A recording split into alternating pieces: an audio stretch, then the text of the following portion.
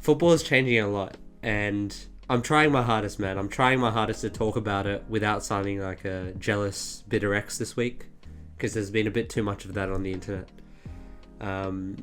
What's changing about it probably isn't good. And we talked about what's happening on the pitch, but that's just half the issue. What's happening off the pitch is sometimes so much more important. So let's talk about it. This is the commercialization of football. What we see on the pitch, that 90 minutes, that TikTok of a goal, or the 3-minute highlights you catch after the game, that's the end product for me of thousands of hours of work, of billions of dollars even. And when we put it that way, football is no longer a sport. It's a business. There's a bottom line and rich people need to get paid. So when that happens, all these clubs with traditions and values and history, they're also just businesses. And these players who we look up to and admire, they're just staff at the end of the day, simply put. So when you bring that sort of model into a game, because it is just a game, you end up with a lot of risks. And the main one for me is the chance of financial mismanagement. You can talk about this for hours. It happens with clubs at different scales where things have happened that have essentially ended the history, the tradition of their club, or even stopped the club from even existing. You see it in the higher leagues with Barcelona not being able to manage their wage structure in accordance with the league guidelines. And you see it in the lower leagues as well, with a club like Bury who were expelled for not actually taking account of their unpaid wages and unpaid taxes. It's these sort of issues that have come into light over the past few years, but you've seen it before as well, with what Leeds did, with what Spurs have done. It's this sort of reckless behaviour that leads me to think football isn't what it used to be. And at the end of the day, for all of these clubs, it's that same financial model. How much are you making? How much are you spending? And not being able to manage that at the highest level of the game is detrimental, because these clubs, there's a permanence about them. Okay? It's just like when your local shop goes out of business, it hurts the community. And with football clubs, it's to another level, because they're so deeply rooted, fixed into the history of the community. And you don't really see that elsewhere. So when we think about football, we can't, or at least we shouldn't, think about it as this fully commercialized product. There needs to be some sort of regulation or protection behind it. And typically, I think that's where all of our heads go. FFP, financial fair play. That's where we can really protect our game from these changes. I watched this great TIFO video the other day talking about how this European model of football is based on building what happens on the pitch, this utility maximization. And what you see in America with this franchise model, where clubs are not only allowed to make profit, but they're able to seek out that as one of their main goals. And you see us slowly drifting from one to the other, and that's where FFP was meant to cut the shit. And what we've seen from FFP over the past 5-10 years is that it's very easy to get by.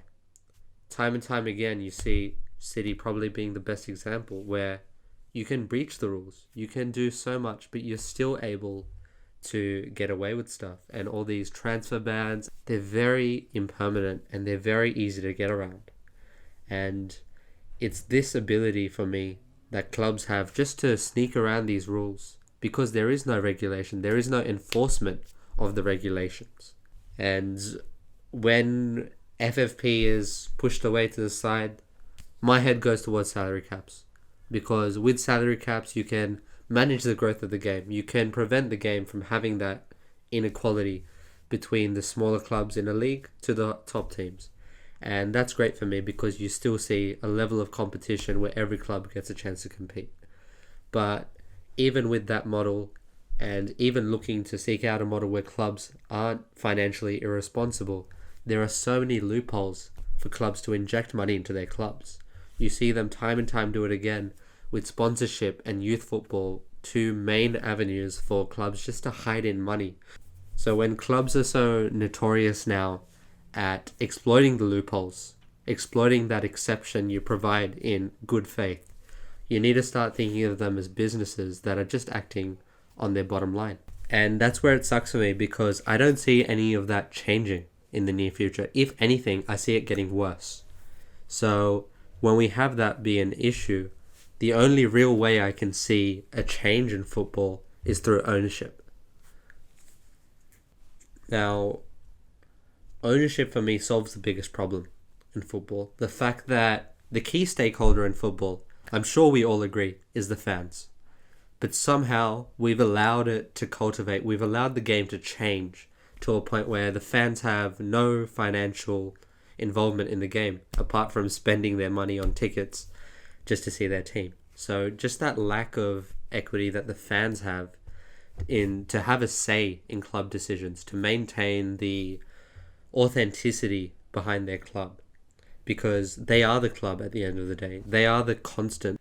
So I think ownership is the way to get around that. And time again, we romanticize this German model because of what they're able to do there to maintain the histories, the traditions of their clubs with the level of fan involvement they have. But one of the issues we're going to have with that in, let's just say, the Premier League and every other league for that matter, is you won't really see that be a viable transition, because what owner in their right mind that's profiting off these clubs will allow for fans just to buy in and cut their share of the club? And that, once again, can only happen with regulation. What you end up getting is clubs building this brilliant PR. That's one thing they've nailed.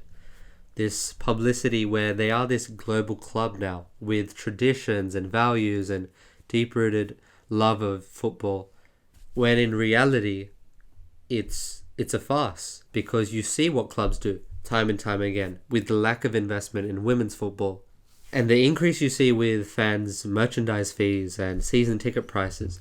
These sort of changes that are on the peripherals that you see, if you really just open your eyes to that extent, you see that these clubs have built this facade of being a people's club very well, but it is that entirely. It's just a facade.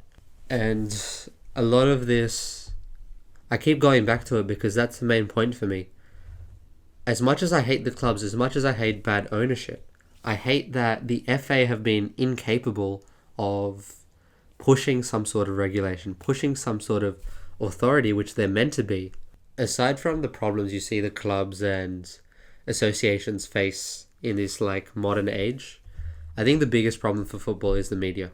Now, I hate the media in football, and it's weird to say because I want to be a part of it. I've always dreamed of being on TV, being involved in that sort of an environment where I can just talk about sport and get paid for it.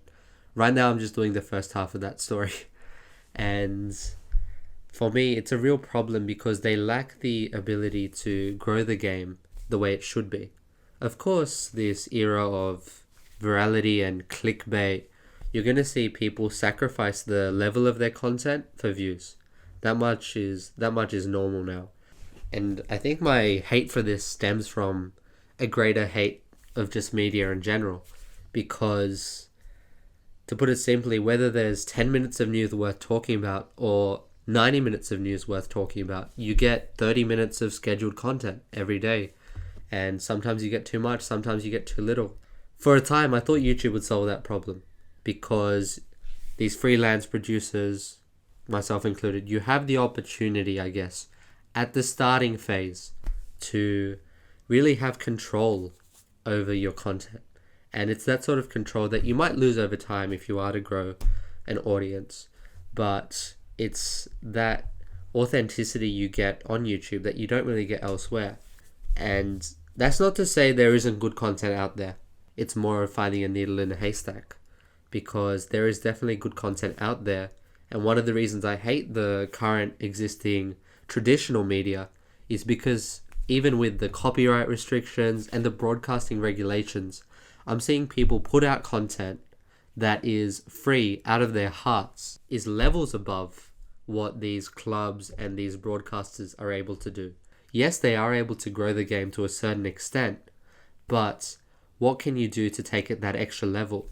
in this era of social media where you stop the flow of your game because you have these broadcasting regulations, you pretty much stop the world game from being exactly that, the world game. It's that simple for me, because you have the ability, like other sports have shown. The NBA has marketed their sport brilliantly, and I'm sure a lot of that comes from this Americanized model where they get casual fans involved, but there is still an authenticity to the content out there. And I'm sure every sport faces this issue because at a certain time, you have to change who you're marketing towards. Maybe what's on TV before and after the game on Sky, BBC, BT, that isn't for me. Maybe that's just for the casual fan that's tuning in. But personally, I think there's another level you can take it with the media that isn't being done. It's easy to say this because we're in COVID, we're in lockdown. It's pretty sad as it is. So I think that's where my mind wandered. But if I dig deep into it, COVID exaggerated a feeling that was already there. This distance between the fans and the game, that's been growing for a long time now. And I'm sure if I ask older fans, they've been feeling it for maybe 10, 15 years with what's happening on the pitch and off it. So as much as that needs to change, and I want it to change, I'd be lying if I said it will. And that's pretty much it. That's the death of football. So yeah, that's pretty much it for now. I'm going to put out hopefully weekly videos talking about the changes in the game, and I should be able to put out, or I will put out videos where I'm talking about what happens every week, because that's the bread and butter, I guess.